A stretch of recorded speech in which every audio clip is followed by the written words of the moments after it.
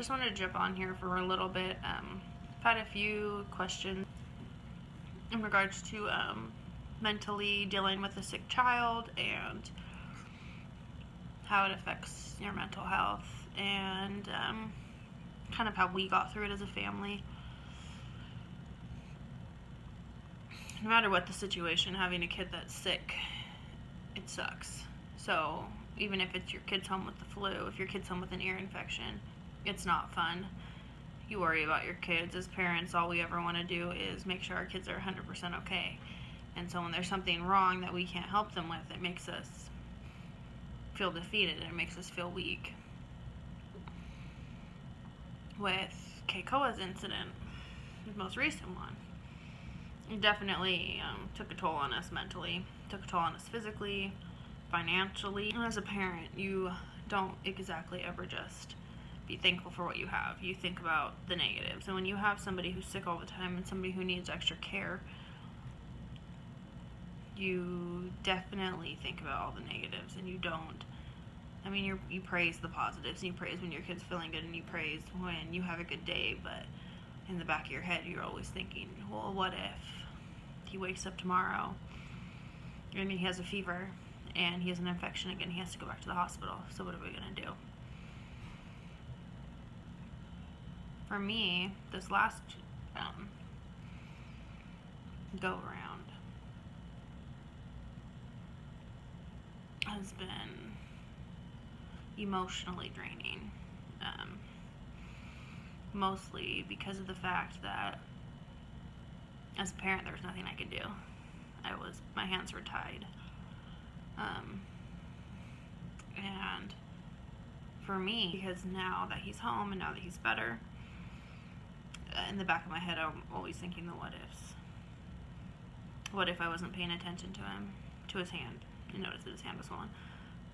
What if we went to the pediatrician and they didn't catch that he had a fever and they didn't send him to Sierra Vista?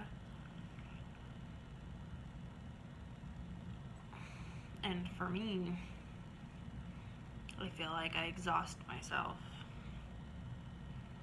worrying about the what ifs and not being happy about what we have at home. And it's exhausting.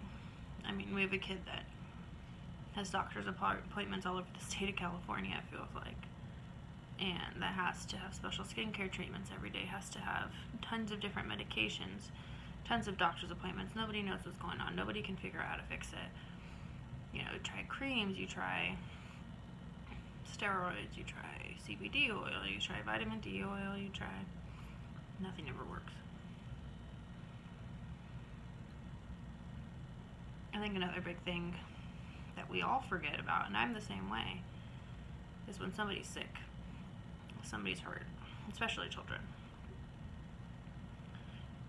We always forget to ask about how the parents are doing, how the caretaker's doing. We spend so much time being focused on how the patient's doing that we forget that there's other people that are suffering or involved in this. Even though my kids, let's just say, weren't in the hospital, they didn't have a mom home. They didn't know what was going on with Keikoa. They knew he was sick, but they didn't understand that he was in the hospital. Missing baseball games and school functions for Logan, and he doesn't understand why.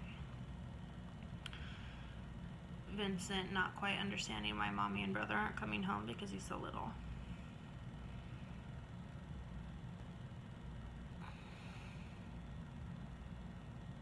So when people ask me, am I okay?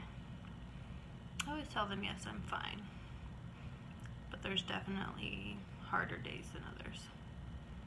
Some days where I just want to curl up in a ball and cry because I've been up every hour with Keikoa because he's been up itching, or he's in pain, or he's crying and he can't sleep. Or the night previous, he had a low-grade fever, so I'm up all night being paranoid, rechecking his temperature every couple hours to make sure it doesn't get any higher. So, the question is, how do we stay strong through this? And sometimes you just don't. Sometimes you put on your strong face and you're strong for your kids, but you go home and close the door and you just cry. or you sleep. I think it's important to remember yourself. Just remember it's okay to be sad.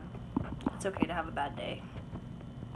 And try to find a good support system, because I've learned that that's the one thing that got me through everything was the support system. It will get better. Stay positive.